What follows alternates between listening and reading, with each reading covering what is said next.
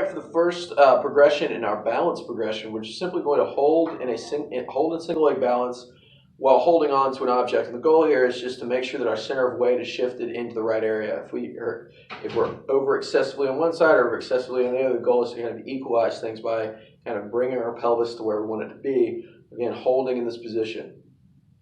All right, so for our next progression, we're simply going to hold in a similar position. We're just going to try to balance on our own. And again, this is going to make it much more unstable. Again, I'm trying to keep my center of gravity shifted over my heel, kind of my midfoot, without shifting excessively to one side, excessively to the other. The progression here would be to move on once we feel nice and stable here.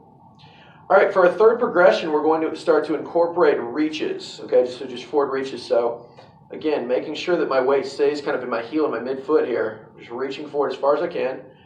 I can kind of just reach forward either with my toes or reach forward with my hand. But again, I'm just standing next to something for support. You can kind of reach in different directions as well.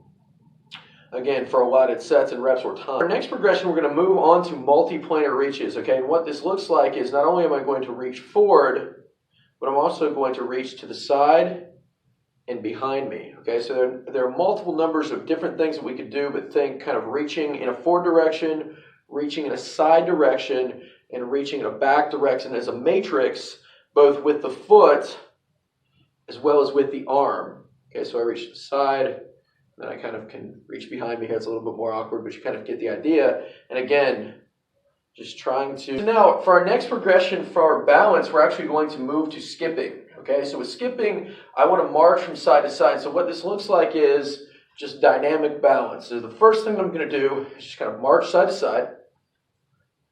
Okay, from there, I'm just going to try to skip in place and then actually move forward and move back. Perform for allotted sets and reps.